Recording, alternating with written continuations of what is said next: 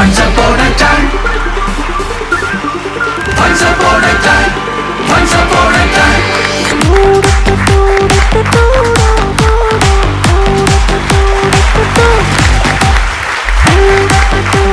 Hello dear viewers, and this is Once Upon a Time Season 3 Startup for Stand-Up മലയാളത്തിലെ ആദ്യത്തെ stand up comedy show.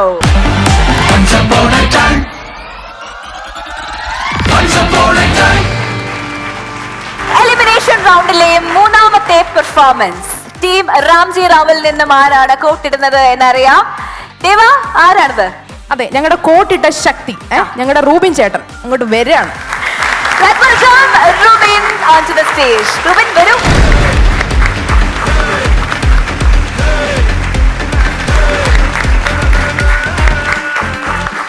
എല്ലാവർക്കും എൻ്റെ വിനീതമായ നമസ്കാരം.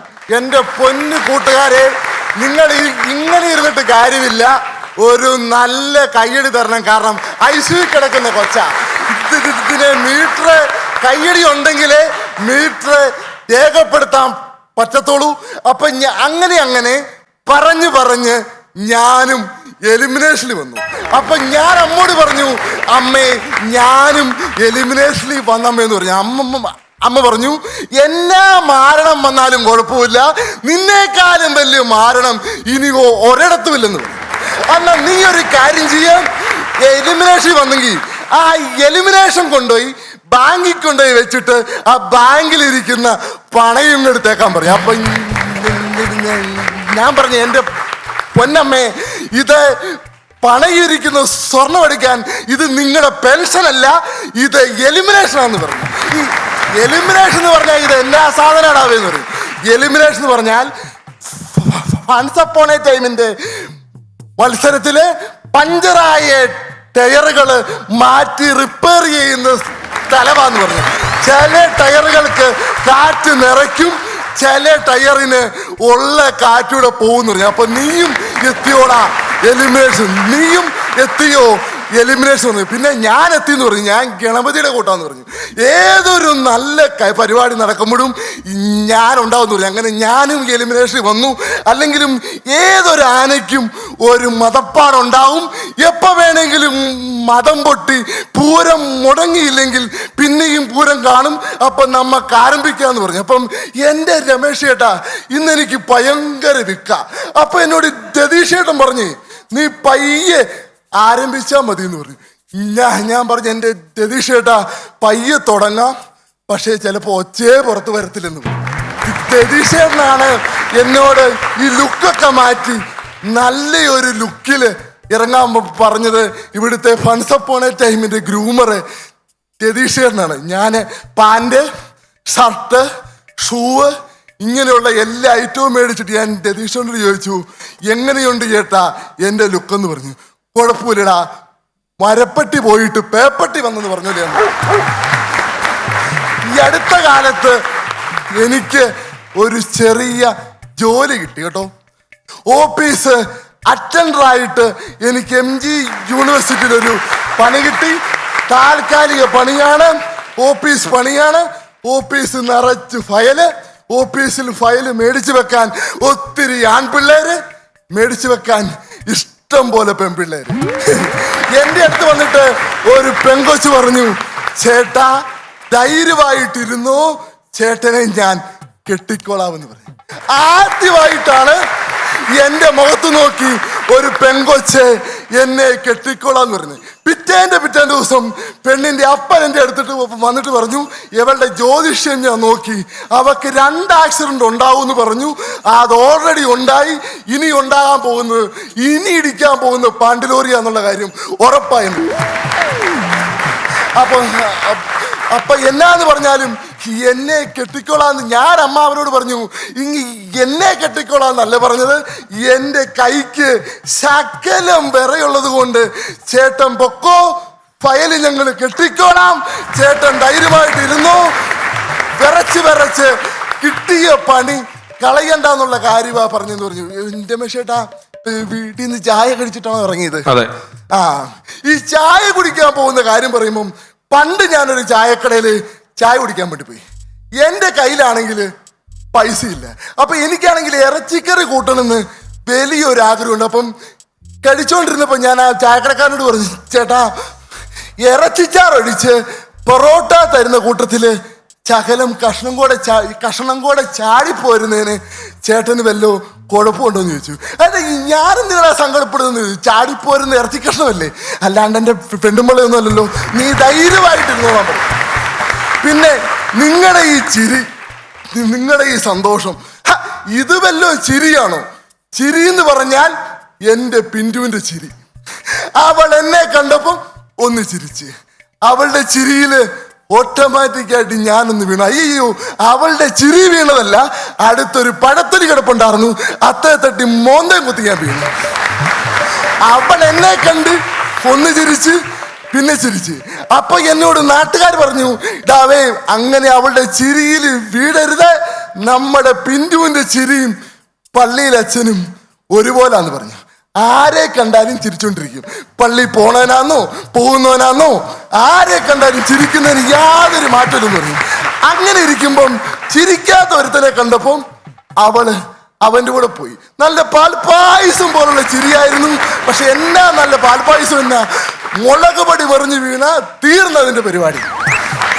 പിന്നെ എൻ്റെ സങ്കടങ്ങളെ സന്തോഷമായി പറയുവാൻ എനിക്ക് അവസരം തന്ന പരിപാടിയാണ് once upon a time.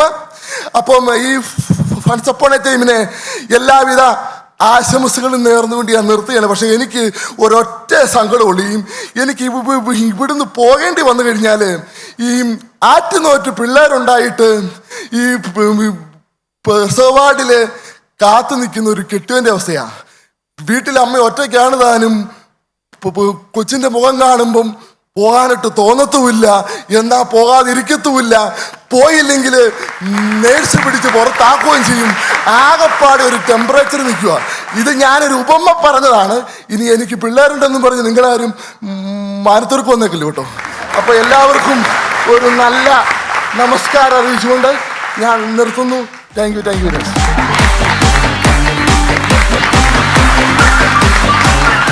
Rubin performance നമ്മൾ കണ്ടു കഴിഞ്ഞു. റൂബിൻ വളരെ എനർജറ്റിക് ആയിരുന്നു. നമുക്ക് കൂടുതൽ ഫീഡ്ബാക്ക് ചേട്ടന്മാരെ അറിയാം. രമേശ് ചേട്ടാ, റൂബിനെ എന്തോ നല്ല പെർഫോമൻസ് ആയിരുന്നു റൂബിന്റെ. പതിവ് പോലെ തന്നെ റൂബിൻ എപ്പോഴും റൂബിന്റെ എല്ലാ കഥകളിലും റൂബിൻ തന്നെയാണ് ഹീറോ. ബാക്കി ഒരു അക്ഷരം നമുക്ക് പെട്ടെന്ന് വഴങ്ങത്തില്ല കേട്ടോ. ഇത് തന്നെ ഞാനൊരു സത്യസന്ധമായിട്ട് പറഞ്ഞാൽ എന്നോട് ശകലം യോഗയൊക്കെ നോക്കണം എന്ന് രതീഷേട്ടൻ പറഞ്ഞു, നമ്മുടെ ഗ്രൂമറി. പക്ഷെ ഞാൻ യോഗ നോക്കുന്നില്ല. കാരണം യോഗ നോക്കിക്കഴിഞ്ഞാൽ ചായക്കടക്കാരുടെ യോഗ. കാരണം ഞാൻ ശകലം കുനിഞ്ഞെന്തെങ്കിലും ചെയ്ത് കഴിഞ്ഞാൽ ഞാനൊരു 10-16 പൊറോട്ട തിന്നും. അപ്പം ഞാനൊരു ശകലം നേരമൊക്കെ ഒരു നേരവും പഞ്ഞമൊക്കെ നിന്നിട്ടാണ് ഇത്രയെങ്കിലും എൻ്റെ വോയിസ് അങ്ങോട്ട് ആക്കിയെടുക്കുന്നത്. ഇപ്പൊ എനിക്ക് ആ ലോട്ടറി കച്ചവടമൊക്കെ മാറി. എനിക്കൊരു ചെറിയ താൽക്കാലികമായിട്ടൊരു പണി കിട്ടി. എനിക്ക് അറ്റൻഡർ പണിയാണ് MG യൂണിവേഴ്സിറ്റിയിൽ. താൽക്കാലികമായിട്ടൊരു പണി കിട്ടി. അപ്പൊ ഒരു പണി കിട്ടി അങ്ങ് നിൽക്കുമ്പോ അടുത്ത പണി കിട്ടി. ചില വിറ്റുകളൊക്കെ ഞാനിങ്ങനെ അവളുടെ ചിരി നോക്കി, ആ ചിരി നോക്കി ഞാനതിൽ വീണു. പക്ഷെ ഞാൻ അതിൽ നോക്കിയല്ലേ വീണത്, പഴത്തൊലി തെറ്റിയ വീണത് എന്നൊക്കെ പറയുന്നതൊക്കെ വളരെ ബാലിശമായ തമാശകൾ അതിനിടയിലൊക്കെ പോയിട്ടുണ്ടായിരുന്നു ചിലതൊക്കെ. അങ്ങനെ റൂബിൻ സാധാരണ പറയാറില്ലാത്ത ഏരിയയിൽപ്പെട്ട ചില തമാശകൾ വളരെ പാടുപെട്ട് പറയുന്നുണ്ടെങ്കിലും പിന്നെന്തോ കുറച്ച് സ്ഥലങ്ങളൊക്കെ അങ്ങനെ ഉണ്ടായിരുന്നു. എനിവേ നല്ല പ്രകടനമായിരുന്നു റൂബിനെ. കാണാം.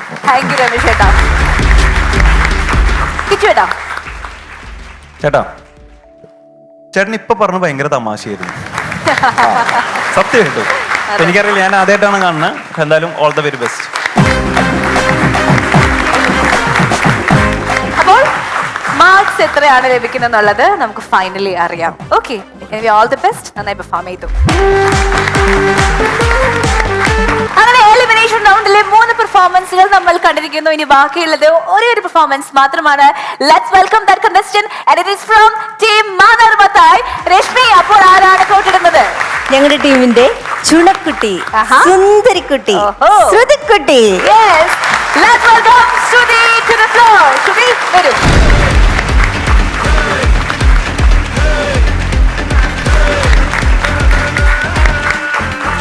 ഹായ്, ഹലോ, നമസ്കാരം. ഞാൻ ശ്രുതി. രമേശ് ചേട്ടാ ഹായ്. ചേട്ടാ ഹായ്. ഒരുപാട് സന്തോഷം എനിക്ക് ഇവിടെ പെർഫോം ചെയ്യാൻ പറ്റിയത്. ഞാനൊരു കാര്യം പറയട്ടെ ആദ്യം തന്നെ രമേശ് ചേട്ടാ, എന്നെ സുരാജ് വെഞ്ഞാറമുടേട്ടൻ വിളിച്ചായിരുന്നു. വിളിച്ചിട്ട് എൻ്റെ അടുത്ത് പറഞ്ഞു, മോളെ നീ കഴിഞ്ഞ പെർഫോമൻസ് എൻ്റെ അടുത്ത് പറഞ്ഞു, മോളെ നീ നല്ലോണം ചെയ്ത് നല്ല രസമുണ്ട്, ഈ പെൺകുട്ടികൾ ആദ്യമായിട്ടാണ് സ്റ്റാൻഡപ്പ് ചെയ്ത് ഞാൻ കാണുന്നത്, കണ്ടിട്ടുണ്ട് എന്നാൽ അധികം ഇല്ലല്ലോ, ആദ്യമായിട്ടാണ് നല്ലോണം ചെയ്തെന്ന് പറഞ്ഞു. കുറെ കഴിഞ്ഞപ്പോഴത്തേക്ക് ഭയങ്കര ചൂടടിച്ചു കേട്ടാ. അപ്പൊ ഞാൻ വിചാരിച്ചത് എന്താ ചൂടടിക്കുന്നതെന്ന്. പിന്നെയാണ് എനിക്ക് മനസ്സിലായത് അമ്മ വന്ന് ഫാൻ ഓഫ് ചെയ്ത് അതൊരു സ്വപ്നമായിരുന്നു. അതെ, സ്വപ്നങ്ങൾ അങ്ങനെയാണ്, പരിധി വിടുന്നതിനപ്പുറം നമ്മൾ കാണും. GSTയും ടാക്സും കൊടുക്കാതെ കാണാൻ പറ്റിയ ഒരേ ഒരു സാധനമാണ് സ്വപ്നം എന്ന് പറയുന്നത്. എന്തിനു പറയുന്നു, നമ്മൾ സ്കൂൾ കാലം തൊട്ടേ സ്വപ്നം കാണുന്നവരാണ്. സ്കൂളിൽ പോകുന്ന കൊച്ചുങ്ങൾ ഈ കാണാൻ കൊള്ളാവുന്ന പെമ്പിളേരൊക്കെ ഒന്ന് നടത്തിയിരിക്കുകയാണെങ്കിൽ ഇങ്ങനെ നോക്കി സ്വപ്നം ഇറക്കി ഇങ്ങനെ ഇരിക്കും. ആൾക്കാർ ടീച്ചർ ചോദിക്കും, എന്തിനാടാ നീ എന്തുവാടെ ഇരുന്ന് ക്ലാസ്സിൽ ഇരുന്ന് സ്വപ്നം കാണുന്നതെന്ന് ചോദിക്കുമ്പോൾ പറയും, ടീച്ചറെ ഞാൻ നാളെ നല്ലൊരു ഇന്ത്യ നാളെ സ്വപ്നം കാണിയിരുന്നെന്ന് പറയും. അപ്പം ടീച്ചർ ചോദിക്കും, കണ്ണിക്കണ്ട പെമ്പിള്ളേരെ നോക്കി സ്വപ്നം കൊണ്ടിരുന്നിട്ട് അത് നീ കൊണ്ടുവന്ന് മഹാത്മാഗാന്ധിയുടെ തലയെ വെക്കുന്നവരാന്ന് ചോദിക്കും. അതേപോലെ തന്നെ പിന്നെ സ്വപ്നം കാണുന്നവരാണ് ഈ ഗർഭിണിമാരെന്ന് പറയുന്നത്. ഈ നെയ്യപ്പം പൊങ്ങി വന്ന ആൺകൊച്ചാണെന്നുള്ള സ്വപ്നം, നെയ്യപ്പം താന്നു വന്ന പെങ്കൊച്ചാണെന്നുള്ള സ്വപ്നം. അപ്പം തന്നെ ഭർത്താവ് തിരിച്ചെന്ന് ചോദിക്കും, സൃഷ്ടിച്ച എനിക്ക് സ്വപ്നം കാണാൻ നെയ്യപ്പമാണോ തീരുമാനിക്കുന്നതെന്ന് ചോദിക്കും. അതേപോലെ പിന്നെ സ്വപ്നം കാണുന്ന ആൾക്കാരാണെന്ന് വെച്ചാൽ നമ്മൾ കാമുകന്മാർ. എല്ലാവരും സ്വപ്നം കാണുന്നവരാണ് ബൈക്കിൽ പോകണം, കറങ്ങണം, അതൊന്നും അല്ല യഥാർത്ഥ സ്വപ്നം. സ്വപ്നം എന്താണെന്ന് ഞാൻ പറയാം. ഞങ്ങളുടെ വീട്ടിൻ്റെ അടുത്തുള്ള ഒരു പയ്യനില്ലേ, ഇവ എന്നും ഒരു പെണ്ണിൻ്റെ വീട്ടിൽ പോകും, അവൻ്റെ കാമുക. അപ്പം നാട്ടുകാരത് പിടിച്ച്. അപ്പം അവൻ്റെ ചോദിച്ചു, എടാ നീ എന്തിനാടാ പെണ്ണിൻ്റെ വീട്ടിൽ പോകണമെന്ന് ചോദിച്ചു. അപ്പം അവൻ പറഞ്ഞു, എന്തുവാ മക്കളെ ഈ ഉറക്കത്തിൽ എണീറ്റ് കിടക്കുന്നതിൻ്റെ പേരെന്തുവാ?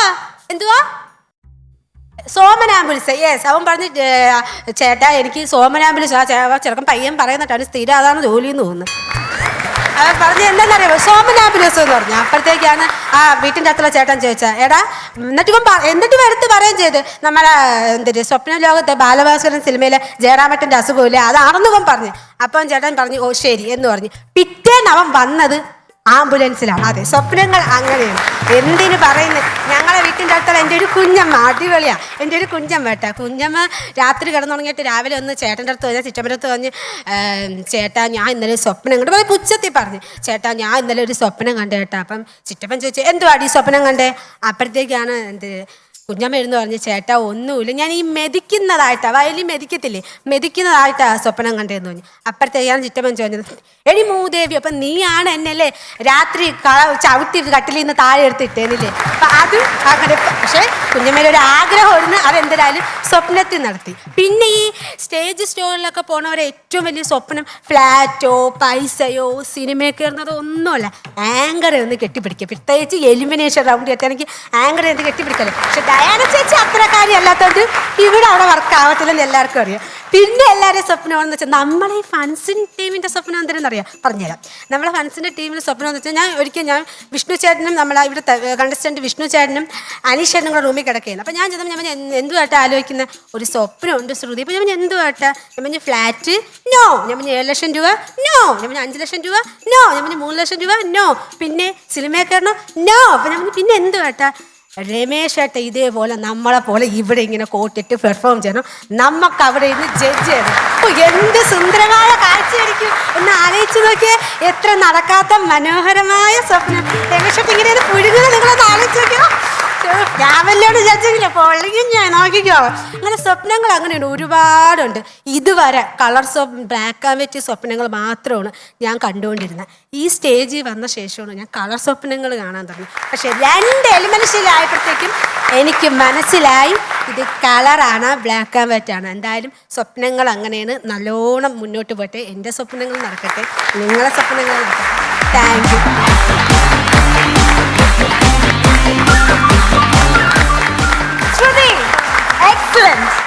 ഏതൊരു സാധാരണക്കാരനും റിലേറ്റ് ചെയ്യാൻ പറ്റുന്ന നല്ലൊരു ടോപ്പിക്, വളരെ നന്നായിട്ട് പെർഫോം ചെയ്തു. ചേട്ടന്മാരോട് ചോദിക്കാം അല്ലേ രമേശ് ചേട്ടാ? ആദ്യം ശ്രുതി സുരാജ് വിളിച്ച് നന്നായിരുന്നു എന്ന് പറഞ്ഞപ്പോ ഞാൻ കുറച്ച് ഓർത്തിട്ട്, ഇന്നലെ ഞാനും സുരാജും ഒക്കെ കുറെ നേരം ഒന്നിച്ചുണ്ടായിരുന്നു, ഒരുപാട് സമയം. എന്നിട്ടൊന്നും എന്നോട് പറഞ്ഞില്ലല്ലോ, പിന്നെ എന്തേ ശ്രുതിയോട് പറഞ്ഞതെന്ന് ഞാൻ ആലോചിച്ചുകൊണ്ടിരിക്കുമ്പോഴാണ് അത് സ്വപ്നമാണെന്ന് അറിഞ്ഞത്. പിന്നെ ശ്രുതി സ്വപ്നങ്ങളെ കുറിച്ച് കുറെ പറഞ്ഞു. അതിൽ 1-2 ഈ രാത്രി മെതിക്കുന്ന സ്വപ്നം കണ്ടിട്ട് അടുത്ത് കിടന്നവനെ ചവിട്ടി താഴെ ഇട്ടു എന്നൊക്കെ പറയുന്നതൊക്കെ ഒരു ഇച്ചിരി പഴയ ബാലിശമായ എന്ന് വെച്ചാൽ പറഞ്ഞ പഴകിയ തമാശകളിൽ പെട്ടതാണ്. പക്ഷെ അവസാനം ഒരു സ്വപ്നം പറഞ്ഞല്ലോ, എന്നെങ്കിലും ഞാൻ അവിടെ നിന്ന് പെർഫോം ചെയ്തിട്ട് ഇവിടെ വന്നിരുന്ന് ജഡ്ജ് ചെയ്യാന്നുള്ളത് ഈ കലയിൽ മാത്രം, ബാക്കി പലയിടത്തൊന്നും ഞാൻ പറയുന്നില്ല, ഞാൻ പ്രവർത്തിക്കുന്ന ഒരു മേഖല എന്നുള്ള നിലയിൽ കലയിൽ അങ്ങനെ ഒരു നടക്കാൻ പാടില്ലാത്ത സ്വപ്നമല്ല ശ്രുതി. അത് നിസാരമായിട്ട് നടക്കുന്ന ക്യാമറ അസിസ്റ്റന്റ് ആവാൻ പോയ ആളാണ് അല്ലേ? അതെ. അവിടെ നിന്നും ഇപ്പം ഇതില് ജഡ്ജായിട്ട് എലിമിനേഷൻ റൗണ്ട് വന്നിരിക്കുകയാണ്. അപ്പം കിച്ചു എന്നോട് ആദ്യം പറഞ്ഞു, ചേട്ടാ എലിമിനേഷൻ ആണോ, എനിക്ക് പ്രാക്ക് മേടിക്കാൻ വയ്യ. ഫസ്റ്റ് പറഞ്ഞാണത് ആദ്യമായിട്ട് വരുമ്പോ എലിമിനേഷനിൽ കൊണ്ട് നിർത്തിക്ക. ഞാൻ പറഞ്ഞു പ്രാക്ക് മാത്രമായിട്ട് കരുതണ്ട, അകത്തോട്ടായ കുറെ പേരുണ്ടല്ലോ, അവരുടെ അനുഗ്രഹം കൂടെ ഉണ്ട്, അത് ന്യൂട്രലായി പൊക്കോളും എന്ന് ഞാൻ പറഞ്ഞു. ഞാൻ വീണ്ടും ഒരു ഉദാഹരണം പ്രയോഗിച്ചു. സായി പല്ലവി നിങ്ങളുടെ കൂടെ വന്ന ആളല്ലേ? അതെ അതെ അതെ. സായി പല്ലവി, പ്രേമത്തിലെ സായി പല്ലവിയും ഇന്നത്തെ സായി പല്ലവിയും തമ്മിലുള്ള യാത്രയുടെ ദൂരം എന്തോരം ഉണ്ട്. തീർച്ചയായിട്ടും അതെ. അല്ല, അവർ ആ പ്രേമത്തിൽ വരുമ്പോ അവരുടെ ഒരു പോസ്റ്റർ പോലും ഉണ്ടായിരുന്നില്ല. സായി പല്ലവിയുടെ പോസ്റ്ററിന്റെ ഒരു പോസ്റ്ററോ ഫ്ലെക്സോ ഒന്നും ഇല്ലാണ്ടാണ് പ്രേമം റിലീസ് ചെയ്തത്. എന്നിട്ട് ഇപ്പൊ അവര് എല്ലാ ഭാഷയിലും അഭിനയിച്ചു. അതുപോലെ ഞാൻ പറയാം, വിജയ് സേതുപതി എത്രയോ വർഷം, ഞങ്ങള് നേരം എന്ന് പറയുന്ന സിനിമ അത് ആദ്യമേ ഷോർട്ട് ഫിലിം ആയിരുന്നു കേട്ടോ. അൽഫോൻസ് എന്ന ഡയറക്ടർ, അതിൽ നിവിന്റെ റോൾ ചെയ്ത് ശബരി ആയിരുന്നു, അതിന്റെ ക്യാമറ ചെയ്ത് ഞാനാണ്. അപ്പൊ അതില് വില്ലൻ വേഷം ചെയ്ത് വിജയ് സേതുപതിയാണ്. അന്ന് പുള്ളി ചെന്നൈയില് പക്ഷെ ഞങ്ങൾ അത് യൂട്യൂബിൽ ഇട്ടില്ല, കാരണം അത് സിനിമയാക്കാൻ വേണ്ടിയുള്ളതുകൊണ്ട് അവനൊരു പ്രൊജക്ടിന് വേണ്ടിയിട്ട് ചെയ്ത അൽഫോൻസ്. അപ്പൊ അത് അന്ന് കക്ഷിയെ ചെയ്തത് പുള്ളി. അപ്പൊ ആ സമയത്ത് ചെറിയ ചെറിയ ഷോർട്ട് ഫിലിം ഒക്കെ ചെയ്ത് ഇപ്പൊ ആളിപ്പോ എവിടെയാണ്? ഇപ്പൊ ഷാറൂഖ് ഖാന്റെ ഒപ്പം അഭിനയിക്കുന്നത്. അപ്പൊ അത്രേ ഉള്ളൂ. ശ്രുതി പറഞ്ഞ് നിങ്ങൾ കണ്ട സ്വപ്നം ജഡ്ജായിട്ടിരിക്കട്ടെ, അല്ലെങ്കിൽ വലിയ വലിയ നടന്മാരായി മാറട്ടെ, അതിനുള്ള സാധ്യതകൾ എല്ലായിടത്തും നിങ്ങളുടെ തൊട്ടടുത്ത് എവിടേക്കോ നിപ്പുണ്ട്, അത് സംഭവിച്ചേക്കാം കേട്ടോ. രമേശ് ചേട്ടാ, ഞാൻ ആദ്യമായിട്ടാണ് ഒരാള് സ്ഥലത്തിന് ഏട്ടാന്ന് വിളിക്കുന്നത് കേൾക്കുന്നത്. ശ്രദ്ധിച്ചില്ല? ഇല്ല, ശ്രദ്ധിച്ചില്ല. എന്തായിരുന്നു ശ്രുതി പറഞ്ഞത്? എന്തായിരുന്നു? സുരാജ് വെഞ്ഞാറമൂടേട്ടൻ. വെഞ്ഞാറമൂടേട്ടൻ. എങ്ങനെയായിരുന്നു? അല്ല, ഈ ടോപ്പിക്കേ നല്ല രസമായിരുന്നു. ഇവൻ ഇത്രയും നാള് ജഗതി ചേട്ടൻ എന്നൊന്നും വിളിക്കുന്നത് കേട്ടിട്ടേ ഇല്ല മുതലാൽ. ആര്?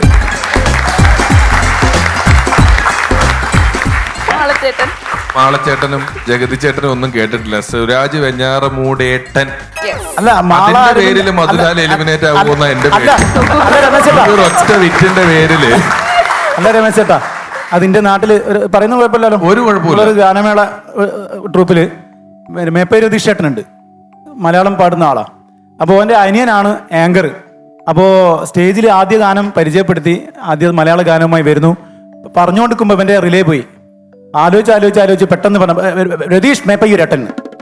അതാ ഞാൻ രതീഷ് മേപ്പയ്യൂരേട്ടൻ. അതേമാതിരി അപ്പൊ ശ്രുതി പറഞ്ഞെന്ന് പറയാ, അല്ലാണ്ട് നിർത്തി പരിക്കരുത് പ്ലീസ്. ഇല്ല, നിനക്ക് ഇത് എന്താ കാര്യം അറിയാമോ? ആ വെഞ്ഞാറമൂടേട്ടൻ കഴിഞ്ഞ് നിനക്ക് നിർത്താനുള്ള സ്വാതന്ത്ര്യം ഉണ്ടായിരുന്നു. എന്നിട്ട് നീ മറ്റേ മേപ്പയ്യൂരേട്ടനും കൂടെ പറഞ്ഞെടുത്താണ് ഇത് ഭയങ്കര പ്രശ്നമായത്. നമുക്ക് അവിടെ നിർത്താം. ഇത് ഈ ഏട്ടൻ ഇത്രയും പേര്, എത്രയോ പേര് സ്ഥലപ്പേര് വെച്ച് ആൾക്കാരെ മുഴുവൻ വിളിച്ചുകൊണ്ട് വന്നിട്ടുള്ള ഒരു ലോകത്ത് സുഖമായിട്ട് അത് ഏക്കാതെ പോയിട്ട് നീ രണ്ടാമതാ മേപ്പയ്യൂരേട്ടൻ പറയാൻ നീ കാണിച്ച ധൈര്യം ഉണ്ടല്ലോ. നിനക്ക് ശരിക്ക് ഫണ്ട്സ് അപ്പോൺ എ ടൈമിന്റെ ഫസ്റ്റ് കിട്ടുന്ന 7 ലക്ഷം ഒന്നും അല്ല തരേണ്ടത്, നിനക്ക് പരംവീർ ചക്രയാണ് തരേണ്ടത്. അവനവൻ മരിച്ചാലും ആ വിറ്റ് പറയുക എന്ന് പറയുന്ന ആ സാധനം ഉണ്ടല്ലോ മേപ്പയ്യൂരേട്ടാ.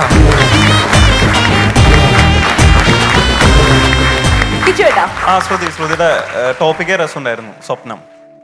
അത് പിന്നെ ഭയങ്കര സ്പീഡാട്ടോ. എനിക്ക് സ്പീഡിൽ ഹ്യൂമർ പറയുന്നത് എനിക്ക് ഭയങ്കര ഇഷ്ടമാണ്. ആ മീറ്റർ ഭയങ്കര രസമുണ്ട്. ഇതിന്റെ പട്ടപ്പട ഓരോ കാര്യങ്ങളും ഇങ്ങനെ നിർത്താണ്ട് ഇങ്ങനെ പറയുന്നു. അപ്പൊ എന്തായാലും ശ്രുതിയുടെ സ്വപ്നങ്ങൾ നടക്കട്ടെ. രമേശൻ അവിടെ നിൽക്കണം എന്നല്ല, ബാക്കിയുള്ള സ്വപ്നങ്ങൾ നടക്കട്ടെ. നല്ല സ്റ്റേജ് അല്ലേ, അനിയനിയൊക്കെ നിൽക്കും. നമ്മളവിടെ എപ്പോഴും നിൽക്കുന്നതല്ലേ, നമ്മുടെ സ്റ്റേജ് അല്ലേ ഇത്. എന്നാ നിക്കട്ടെ, തർക്കം വേണ്ട. അപ്പൊ എന്തായാലും all the very best. Okay, thank you so much, Shruti. നല്ല പെർഫോമൻസ് ആയിരുന്നു. മാർക്സ് നമുക്കറിയാം. Okay, wait and watch. Thank you. Please. നൂറ്റാണ്ടുകൾ മുമ്പ് പ്രാചീന ഈജിപ്തുകാരാണ് ആദ്യമായിട്ട് കേക്ക് ഉണ്ടാക്കിയത്. ഏകദേശം ഒരു 100-125 വർഷങ്ങൾക്ക് മുമ്പ് മാമ്പള്ളി ബാപ്പു എന്നൊരാൾ കേരളത്തിൽ ആദ്യത്തെ കേക്ക് ഉണ്ടാക്കി. അന്ന് തൊട്ട് മലയാളികളുടെ ചെറുതും വലുതുമായ ആഘോഷങ്ങളെല്ലാം കേക്കുകളുടെ രുചി കൊണ്ട് നിറഞ്ഞു. മധുരത്തിന്റെയും ഹാപ്പിനെസിന്റെയും ഒക്കെ ഈ കഥകൾ തുടർന്നുകൊണ്ടേയിരുന്നു. നമ്മൾ ഇതുവരെ പങ്കുവച്ച ചിരികളുടെയും സന്തോഷത്തിന്റെയും ഒപ്പം ഒരെണ്ണം കൂടി. Cake reels cakes and cafe. അങ്ങനെ എലിമിനേഷൻ എപ്പിസോഡിലെ 4 മത്സരങ്ങളും കഴിഞ്ഞിരിക്കുകയാണ്. ഇനി അറിയേണ്ടത് ഇനി അടുത്ത ഘട്ടത്തിലേക്ക് ഇവർ 4 പേരിൽ നിന്നും ആരൊക്കെയാണ് കടന്നു ചെല്ലുന്നത് എന്നാണ്. മത്സരാർത്ഥികൾ 4 പേരെയും ഈ വേദിയിലേക്ക് ഒരിക്കൽ കൂടി സ്വാഗതം ചെയ്യുന്നു. സ്വാഗതം ചെയ്യാം അൻസിൽ, മധു കൊയിലാണ്ടി, റൂബിൻ ആൻഡ് ശ്രുതി.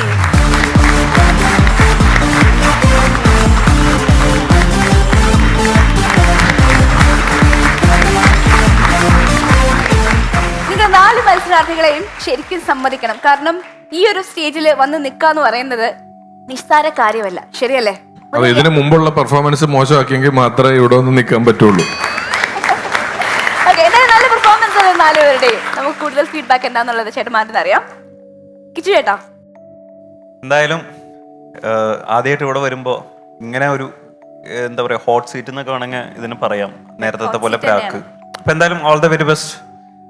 പിന്നെ ഇങ്ങനത്തെ ഒരു സ്റ്റേജ് കിട്ടുക എന്നുള്ളത് വലിയൊരു കാര്യമായിട്ടാണ് എനിക്ക് തോന്നുന്നത്. കാരണം ആദ്യത്തെ മലയാളത്തിലെ സ്റ്റാൻഡപ്പ് കോമഡിയാണ് അപ്പൊ നമ്മള് സാധാരണ ഇപ്പൊ സ്കിറ്റ് അല്ലെങ്കിൽ സിനിമയിലൊക്കെ ഹ്യൂമർ ചെയ്യുമ്പോൾ കൂടെ ഒരാളുണ്ടാവും. അപ്പൊ ഇപ്പുറത്ത് ഷറഫാണെങ്കിൽ നമുക്ക് സുഖമാണ്, അടിച്ചടിച്ച് നിൽക്കാന്ന് നമ്മൾ പറയണ പോലെ തന്നെ. പക്ഷെ നിങ്ങളിത് ഒറ്റയ്ക്കാണല്ലോ ചെയ്യണേ. അപ്പൊ അത് വലിയൊരു കാര്യം തന്നെയാണ്. അപ്പോൾ ഓൾ ദ വെരി ബെസ്റ്റ്. എനിക്കൊന്ന് അൻസിലാണ് ഈ ഒരു നിപ്പിൽ ഏറ്റവും എക്സ്പീരിയൻസ്ഡ് ആയിട്ടുള്ള ആള്. ഒട്ടും എക്സ്പീരിയൻസ് ഇല്ലാത്തത് റൂബിനും മധുലാലിനുമാണ്. രണ്ടുപേരും ആദ്യമായിട്ടാണ് ഈ ഒരു റൗണ്ടിലേക്ക് എത്തിയിരിക്കുന്നത്. ഇന്നത്തെ പ്രകടനങ്ങൾ, ഇതിനു മുമ്പുള്ള പ്രകടനങ്ങൾ അല്പമേ മാനദണ്ഡമാകുന്നുള്ളൂ. ഇന്നത്തെ പ്രകടനങ്ങളാണ് നിങ്ങൾ ഇനി ആര് തുടരണം എന്നുള്ളതിൽ മാനദണ്ഡമായി വരുന്നത്. റൂബിൻ്റെ പ്രകടനം, റൂബിൻ എപ്പോഴും എന്നെ കാണുന്ന ഈ പരിപാടി കാണുന്ന ആളുകളിൽ ഒരുപാട് പേർ അത്ഭുതം പറയുന്ന കലാകാരന്മാരിലൊരാളാണ് റൂബിൻ. റൂബിൻ്റെ ഒരു നാടക പ്രവർത്തകനാണ്. റൂബിൻ ഈ ഒരു സ്റ്റാമറിങ്ങിൻ്റെ പ്രശ്നം ഉണ്ടായിട്ടും സ്റ്റാൻഡപ്പ് കോമഡി എന്ന് പറയുന്ന ഒരു മേഖലയെ തന്നെ, അത് അഭിനയം പോലുമല്ല, സ്റ്റാൻഡപ്പ് കോമഡിയിൽ വന്ന് ഇത്രയും മുന്നിലേക്ക് വന്നു. ശ്രുതി ആദ്യമായിട്ടൊരു TV പരിപാടി പങ്കെടുക്കുകയാണ് അല്ലേ? ആദ്യമായിട്ട്, ഇതിനു മുമ്പ് ഒന്നും ചെയ്തിട്ടില്ല, വന്നു ഇത്ര എത്തുന്നു. മധുലാല് കുറച്ച് സ്റ്റേജും പരിപാടിയൊക്കെ ചെയ്യുന്ന ആളാണ്. എങ്കിലും ഇവരോടൊപ്പം ഇവിടെ നിൽക്കേണ്ടി വരുന്നു. 3 പ്രാവശ്യം നിന്നു. അൻസിൽ പറയുന്നിട്ട് ബാക്കി. ശരിക്കും ഓരോ എലിമിനേഷൻ എപ്പിസോഡിൽ വരുമ്പം ഒരു പാലത്തിൻ്റെ അറ്റത്ത് നിന്നൊരു താഴെ ഒരു വലിയ കുഴിയുണ്ടല്ലോ, ആ ഒരു ഫീലാണ്. പക്ഷേ അപ്പുറത്തേക്ക് എത്താൻ വഴിയുണ്ട്. പക്ഷേ ആ വഴിയിലേക്ക് കുറച്ച് ദുർഘടമാണെങ്കിലും നമുക്ക് അപ്പുറത്ത് പോകാൻ പറ്റും. അപ്പം ആ ഒരു ലൈഫ് സേവിങ് എന്ന് പറയുന്ന സാധനം ഉണ്ടല്ലോ, ആ ഒരു സാധനം തലയിൽ വരുമ്പോൾ നമുക്ക് കുറച്ചുകൂടെ കാര്യമായിട്ട് പണിയെടുക്കും. നമ്മളും എല്ലാം വിജയ് സേതുപതിനെ പറ്റിയും നമ്മുടെ സായി പല്ലവിനെ പറ്റിയൊക്കെ പറഞ്ഞ് സംസാരിച്ചൊരു ഏരിയ. ഇവിടെ നിങ്ങളെ സംബന്ധിച്ചിടത്തോളം ഒരു ഷെഡ്യൂളിൽ 10 മിനിറ്റ് ദൈർഘ്യമുള്ള 2 പെർഫോമൻസുകളാണ്. ആ 2 പെർഫോമൻസിൽ നിന്നാണ് ഈ ലെവലിൽ ആരാണ് എത്തേണ്ടത് എന്ന് എപ്പോഴും തീരുമാനിക്കപ്പെടുന്നത്. മത്സരമുണ്ടോ എന്ന് ചോദിച്ചാൽ 30 പേര് തമ്മിലുള്ള തുടങ്ങിയ ഒരു മത്സരമായിട്ടാണ് നടക്കുന്നത്. ഞാനും ദർബനും ഒക്കെ പരിപാടി ചെയ്യുന്ന സമയത്ത് അരമണിക്കൂറിൻ്റെ എപ്പിസോഡാണ്. അരമണിക്കൂറിൻ്റെ എപ്പിസോഡ് പറഞ്ഞാൽ 24 മിനിറ്റ് കണ്ടന്റ് വേണം. അന്നും ഒരു പരിപാടി മോശമാണെങ്കിൽ 10-30 എപ്പിസോഡ് കൊണ്ട് നിന്നു പോകും. നമ്മൾ 24 മിനിറ്റ് കണ്ടന്റ് ഡെയിലി, ഞായറാഴ്ച മാത്രം ടെലികാസ്റ്റ് ഇല്ല, ബാക്കി എല്ലാ ദിവസവും. അങ്ങനെ 4 വർഷമൊക്കെയാണ് 450 എപ്പിസോഡ് ഡെയിലി ചെയ്ത പരിപാടി, അല്ലെങ്കിൽ അങ്ങനെയൊക്കെ ചെയ്തു പോകുന്നത് ഓരോ പരിപാടി. അത് കഴിഞ്ഞ് 1 വർഷം കഴിയുമ്പോൾ അതിന്റെ കംപ്ലീറ്റ് ഫോർമാറ്റൊക്കെ മാറ്റി വേറൊരു പരിപാടി തുടങ്ങും. അതിലും തമാശ വേണം. അത് 1 മണിക്കൂറിന്റെ പരിപാടി, 1.5 മണിക്കൂറിന്റെ പരിപാടി, അത് ആഴ്ചക്ക് വേണം. അതിനകത്ത് കണ്ടന്റ് വേണം. ഇതിനിടയിൽ ഒരു 4-5 അവാർഡ് നൈറ്റുകൾ ജനുവരി തൊട്ട് മാർച്ച് വരെ ഉള്ളതിനകത്ത് വരും. അവാർഡ് നൈറ്റിനകത്ത് 10 മിനിറ്റ് 15 മിനിറ്റിന്റെ ഒരു 3-4 എൻട്രികൾ. ഇത് മോശമാണെങ്കിലും എലിമിനേഷൻ ഒന്നുമല്ല, സർവ്വ ജനങ്ങളും കൂവും, സർവ്വ സിനിമാക്കാരും അവിടെ ഇരിപ്പുണ്ടാവും. ടെലികാസ്റ്റ്, വലിയ ടെലികാസ്റ്റ് ഒരു ദിവസം, ഒരു വിശേഷ ദിവസം ഉണ്ടോ, അതിനകത്ത് ഇത് മാത്രം അങ്ങ് മോശമാവും, നാട്ടുകാർ ചീത്ത വിളിക്കും അല്ലേ? നമ്മൾ അടുത്ത പിറ്റേ ദിവസം പ്രോഗ്രാമിന് പോകുമ്പോൾ തന്നെ വിളിക്കും. ഇതിന്റെ കൂട്ടത്തിൽ നമ്മളുടെ ഗൾഫ് ഷോകളുണ്ട്, നമ്മുടെ സ്റ്റേജ് ഷോകളുണ്ട്. അപ്പൊ നമ്മൾ ഉണ്ടാക്കുന്ന ഒരു കണ്ടന്റിന്റെ വോളിയം എന്ന് പറയുന്നത് വളരെ കൂടുതലാണ്. എല്ലാ ദിവസവും ഒരു കൊല്ലം എത്രയോ മണിക്കൂർ ഹ്യൂമർ കണ്ടന്റുകൾ ഉണ്ടാക്കേണ്ടി വരുന്ന ഒരു കാലഘട്ടമുണ്ട്. ആ സ്ഥലത്തൊക്കെ കിടന്ന് നമ്മൾ വളരെ മികച്ച കാര്യങ്ങൾ ചെയ്യുന്നതിൻ്റെയും കൂടെ ഭാഗമാണ് നമ്മുടെ മുന്നോട്ടുള്ള പോക്ക് എന്ന് പറയുന്നത്. ഇതൊരു തുടക്കമാണ്, ഇതൊരു എക്സ്പീരിയൻസ് ആണ്. ഇവിടെ നിന്നും ഇനി ഈ ലെവലിലുള്ള ഹാർഡ് വർക്കിലൂടെ നല്ല കാര്യങ്ങൾ ചെയ്തുകൊണ്ട് ഒരുപാട് മുന്നിലേക്ക് പോകാൻ സാധിക്കട്ടെ. ഞാൻ ഇനിയും ഒരുപാട് സമയം നീട്ടി വെക്കുന്നില്ല. രണ്ടുപേര് ഇതിൽ നിന്ന് നമ്മളോടൊപ്പം തുടരും, രണ്ടുപേര് നമ്മുടെ ഈ യാത്രയിൽ താൽക്കാലികമായി വിട പറയും.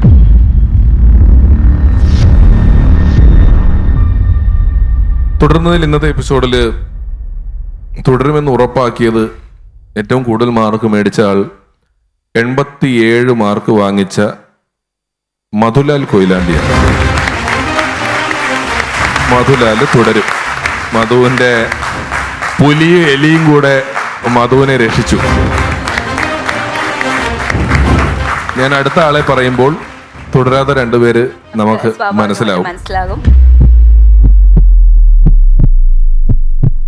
അടുത്ത 3 പേരുടെ പ്രകടനം കൂടെ വിലയിരുത്തിയതിൽ തുടരാൻ പോകുന്ന ആൾ 84 മാർക്ക് വാങ്ങിച്ചുകൊണ്ട്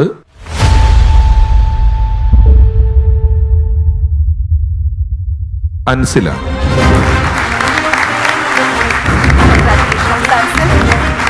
ശ്രുതിയും റൂബിനും താൽക്കാലികമായി നമ്മുടെ ഫണ്ട്സ് അപ്പോൺ എ ടൈമിന്റെ വേദിയിൽ നിന്നും യാത്രയാവുകയാണ് ഇന്നത്തെ ഈ എലിമിനേഷൻ റൗണ്ടിലൂടെ. പറയട്ടെ, അപ്പോൾ ഞാൻ അഭിനയിച്ചൊരു സിനിമ ഇപ്പം തിയേറ്ററിൽ ഓടുന്നുണ്ട്, പുഴ മുതൽ പുഴ വരെ. അതിലൊരു തലവാസൽ വിജയ് സാറാണ് സെൻട്രൽ ക്യാരക്ടർ ചെയ്യുന്നത്. അദ്ദേഹത്തിൻ്റെ കൂടെ തന്നെ നൂലൻ എന്ന് പറയുന്ന ഒരു ക്യാരക്ടർ ഒരു ഫുൾ ടൈം തന്നെ ഉണ്ട്. ഒരു വലിയൊരു ക്യാരക്ടർ ചെയ്യാൻ പറ്റി. കുറേ മുമ്പേ ഷൂട്ട് കഴിഞ്ഞാണെങ്കിലും ഈ ഫണ്ട്സിൽ വന്നതിന് ശേഷമാണ് ആ സിനിമ റിലീസാവുന്നത്. അപ്പോൾ ഞാനിങ്ങനെ ഇതെപ്പോഴെങ്കിലും റിലീസാവുമെന്ന് ചോദിച്ചാൽ സാറ് വിളിച്ചു. അപ്പനോട് എന്തായാലും അതിൻ്റെ വേറെ കുറേ പ്രശ്നങ്ങൾ, വേറെ പ്രശ്നങ്ങൾ നമുക്കറിയാം, എല്ലാ രാഷ്ട്രീയമായ പ്രശ്നങ്ങളൊന്നും നോക്കുന്നില്ല. പക്ഷേ ഈ ഫ്ലോറിൽ വന്ന ശേഷം ഒരുപാട് എനിക്ക് തോന്നുന്നത് ഈ പ്രാവശ്യം തന്നെ സ്റ്റേജ് ഇഷ്ടം പോലെയാണ്. ഈ നമ്മുടെ ഫണ്ട്സിന്റെ പേര് ചില ആൾക്കാർ വിളിച്ചു ചോദിക്കും, എന്താ ഗസ്റ്റായിട്ട് പോകുന്നു. കുറേ സ്ഥലത്തൊക്കെ വിളിക്കുന്നുണ്ട്, സ്കൂൾ കലോത്സവങ്ങൾക്കൊക്കെ ഗസ്റ്റായിട്ട് പോവുക. ഒരുപാട് സന്തോഷം. പിന്നെ ഈ ഇവിടുത്തെ ബഹുമാനപ്പെട്ട ഹരിസാറിനോട് ഒരുപാട് നന്ദി പറയണം. കാരണം നീ പറയണേണ്ടതൊന്നും നീ ഔട്ടായി. അല്ല, എന്നാലും പറയാണ്ടിരിക്കാൻ പറച്ചിലേട്ടിട്ട് ഞാൻ പറഞ്ഞത് തെറ്റിപ്പോയി. നീ ഔട്ടായി നന്ദിയൊക്കെ പറയണത് നീ പോകാൻ എന്താ പറയാണ്ടിരുന്ന മോശമായി പോകും. കാരണം എന്താ വെച്ചാല് ഈ പ്രോഗ്രാമിൽ ഏറ്റവും കൂടുതൽ എക്സ്ക്യൂസ് കിട്ടിയ വ്യക്തിയാണ് ഞാൻ. ഏറ്റവും കൂടുതൽ എക്സ്ക്യൂസ് എനിക്ക് ഹരിസാറായാലും രതീഷ് ചേട്ടനായാലും മുഴുവൻ ആളുകളും എനിക്ക് തന്നിട്ടുണ്ട്. ഞാൻ കുറച്ച് ഉഴപ്പി എന്നുള്ള സത്യമാണ്. പക്ഷെ അതിനുള്ളൊരു അടിയാണ് ഈ എലിമിനേഷൻ എന്നെ കൊണ്ടുവന്നത്. പക്ഷെ ഇനി ഈ അടി ഞാനത് ഇനി മേടിക്കില്ല. ഇനി മേടിക്കാതിരിക്കാനുള്ള ശക്തമായ പ്രവർത്തനമായിരിക്കും. എനിക്ക് സന്തോഷമുള്ള നിമിഷം, കാരണം എൻ്റെ ജീവിതത്തിൽ ആദ്യമായിട്ടുള്ള സ്റ്റേജാണ്. ഇവിടെ വരാൻ പറ്റിയില്ല, ഇത്രയും എത്താൻ പറ്റില്ല. 32 കണ്ടസ്റ്റന്റുകൾ ഇത്ര എത്തിയ വലിയ സന്തോഷമേ ഉള്ളൂ. പിന്നെ കഴിഞ്ഞ വനിതാ ദിനത്തിൽ എനിക്കും നമ്മളിവിടുത്തെ കണ്ടസ്റ്റന്റ് ഗ്രീഷ്മേച്ചും കൂടെ സ്റ്റേജ് കിട്ടി. അതും നിശാഗന്ധി ഓഡിറ്റോറിയത്തിലായിരുന്നു, ട്രിവാൻഡ്രത്ത്. മിനിസ്റ്റർ, ആരോഗ്യവകുപ്പ് മന്ത്രി, അതേപോലെ തന്നെ അവിടുത്തെ മേയർ, വിദ്യാഭ്യാസ മന്ത്രി എല്ലാവരും കൂടെ വന്നൊരു സദസ്സിൽ ഞങ്ങൾക്ക് പെർഫോം ചെയ്യാൻ പറ്റി. സ്റ്റാൻഡ് അത് ഈ പെർഫോം ചെയ്യാൻ പറ്റിയത് ഇവിടുന്ന് ഹരി തന്നെ പറഞ്ഞിട്ടല്ലേ ചെയ്തത്. നമ്മുടെ ഈ പരിപാടിയുമായി ബന്ധപ്പെട്ട ചാനലും നമ്മുടെ അണിയർ പ്രവർത്തകരും എല്ലാം നിങ്ങൾക്ക് എല്ലാവർക്കും എവിടെ അവസരം ലഭിക്കാമോ മേടിച്ചു തരാൻ പറ്റുമോ അവിടെ എല്ലാം നമ്മളാൽ കഴിയും വിധമുള്ള ശ്രമങ്ങൾ നടത്തുന്നുണ്ട്. മധുലാലിന് ഒക്കെ വേറൊരു പടത്തിന് ഞാൻ ഈ ഇടയ്ക്ക് ഫോൺ നമ്പർ അയച്ച് കൊടുത്തിട്ടുണ്ട്. മധുലാൽ തൊപ്പിയിട്ട് നിൽക്കുന്ന ഒരു ഫോട്ടോ ഒക്കെ ഞാൻ തന്നെ ഡൗൺലോഡ് ചെയ്ത് അയച്ചു കൊടുത്തിട്ടുണ്ട്. Thank you so much. എന്റെ മറ്റൊരു പ്രധാന ജോലി ഡയാനയുടെ ഫോൺ നമ്പർ കൊടുക്കലാണ്, കേശവമാമന്റെ ഫോൺ നമ്പർ കൊടുക്കലുമാണ് നിലവിൽ ഇപ്പൊ എന്റെ ഒരാഴ്ചയിലുള്ള പ്രധാനപ്പെട്ട ജോലി എന്ന് പറയുന്നത്. അപ്പൊ ഏറ്റവും കൂടുതൽ നമുക്ക് എങ്ങനെയൊക്കെ നമ്മുടെ കലാകാരന്മാരെ മുന്നോട്ട് കൊണ്ടുവരിക്കാൻ പറ്റും അതിൽ നമ്മൾ സ്ട്രോങ് ആയിട്ട് നിൽക്കുന്നുണ്ട്. റൂബിനെ? അല്ലല്ലോ, ഒന്നുമില്ല, സന്തോഷമായിട്ട്. പിന്നെന്ന് പറഞ്ഞാല് എനിക്ക് ഇവിടെ വരെ എത്താൻ പറ്റില്ലോ, അതല്ല പിന്നെ അല്ല ഈ 24 തവണ എൻ്റെ പേര് അകത്തോട്ട് ശ്വാസം വലിച്ചിട്ട് പുറത്തോട്ട് പറയാത്തൊരു കാലം എനിക്കുണ്ട്. അപ്പം അത് വെച്ച് നോക്കുമ്പോൾ നമ്മൾ ഇവിടെ വരെ എത്തി ഇങ്ങനെ ഒരാളുണ്ട് എന്ന് നമ്മൾ ആൾക്കാർ പ്രതീക്ഷിച്ചില്ല. പിന്നെന്ന് പറഞ്ഞാൽ നമ്മുടെ ഉള്ളിലൊരു സ്പാർക്ക് എപ്പോഴും കാത്തു വെച്ചാൽ മതി. ആ ഒരു സ്പാർക്കാണ് എന്നെ ഇവിടം വരെ എത്തിച്ചത്. പിന്നെ ഈ കോമ്പറ്റീഷൻ ആകുമ്പോൾ അതിൻ്റെതായ ഒരു വിജയപരാജയങ്ങൾ കാണണമല്ലോ. അപ്പം അതിൽ നമ്മൾ സന്തോഷവാനാണ്. നമ്മൾ റൂബിൻ ഒരു അത്ഭുതമാണ്. റൂബിൻ ഒരു സ്റ്റാൻഡപ്പ് കോമഡിയിൽ ഞാൻ റൂബിൻ വന്ന എല്ലാ എപ്പിസോഡുകളിലും പറഞ്ഞിട്ടുണ്ട്, റൂബിൻ യാതൊരുവിധ പരിഗണനകളിലൂടെയല്ല ഇവിടം വരെ എത്തിയിട്ടുള്ളത്. റൂബിന്റെ സ്ക്രിപ്റ്റും പറച്ചിലും കൂടെ കൊണ്ട് തന്നെ ഇവിടം വരെ എത്തിയിട്ടുള്ള ആളാണ്. റൂബിൻ ഒരു നാടക നടനാണ്. ഇപ്പോൾ റൂബിനും ഒരു ജോലിയും കൂടി ഇതിനിടയിൽ താൽക്കാലിക ജോലി കിട്ടിയെന്ന് പറയുന്നത് നമുക്ക് വലിയ സന്തോഷമുള്ള കാര്യമാണ് കേട്ടോ. All the best.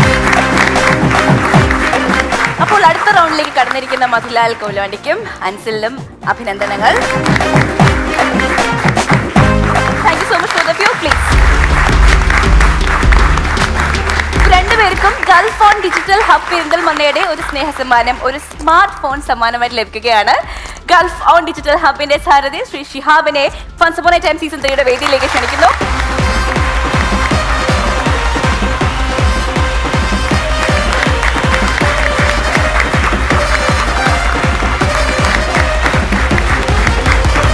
ഈ അവസരത്തിൽ രമേശ് ചേട്ടനെയും കിച്ചുവേട്ടനെയും വേദിയിലേക്ക് ക്ഷണിക്കുകയാണ്. പ്ലീസ്.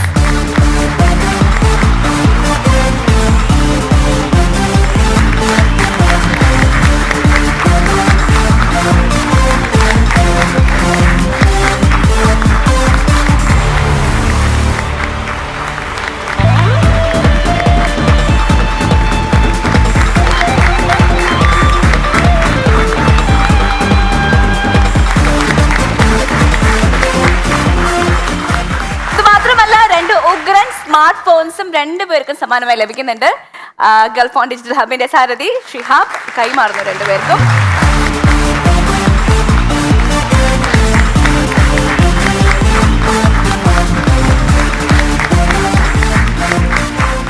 എനിക്ക് റൂബിനെ കുറിച്ച് ഒരു ചെറിയ കാര്യം പറയാനുള്ളത്, മൂപ്പര് ഒരു വിക്കുള്ള ഒരാളാണ്.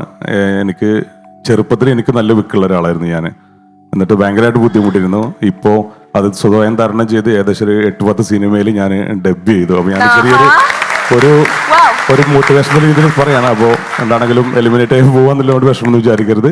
Okay, all the best. Okay, എന്തായാലും റൂബിൻ ചേട്ടൻ എന്തായാലും ഇനി അങ്ങോട്ട് നാടകത്തിലും അഭിനയത്തിലും ഈവൻ ഡബിംഗിലും വരെ സജീവമാകാനുള്ള ഒരു അനുഗ്രഹം ചേട്ടൻ ഉണ്ടാവട്ടെ എന്ന് പ്രാർത്ഥിക്കുന്നു. ഒപ്പം ശ്രുതിക്കുട്ടിക്കും all the best. Okay, season 3യുടെ ഒന്നാം സമ്മാനം 7 ലക്ഷം രൂപയാണ്. ഇത് സ്പോൺസർ ചെയ്തിരിക്കുന്നു പ്രത്യേക പാരമ്പര്യ ആയുർവേദ ചികിത്സയുമായി എൽദോ വൈദ്യ സെന്റ് പോൾസ് ആയുർവേദ. ഇനി അലർജിയും ആസ്മയും ഒരു മാറാരോഗമല്ല. നമ്മുടെ രണ്ടാം സമ്മാനം 5 ലക്ഷം രൂപയാണ്. ഈ സമ്മാനം സ്പോൺസർ ചെയ്തിരിക്കുന്നു ICCS college of engineering and management Thrissur. മൂന്നാം സമ്മാനം 3 ലക്ഷം രൂപ. ഇത് നൽകുന്നു ചെയർമാൻ ചെയേഴ്സ്, സുന്ദരം സുദൃഢം സുഖകരം. ഇന്നത്തെ എലിമിനേഷൻ റൗണ്ട് എപ്പിസോഡ് അങ്ങനെ പൂർണ്ണമാവുകയാണ്. വീണ്ടും കാണാം മറ്റൊരു എപ്പിസോഡിലൂടെ. Until then, bye. Thank you all. Once upon a time season 3യുടെ ഏറ്റവും പുതിയ എപ്പിസോഡ്സ് കാണുവാനായി നിങ്ങൾ മറക്കാതെ സബ്സ്ക്രൈബ് ചെയ്യുക Ramesh Pisharody entertainments on YouTube. Once upon a time.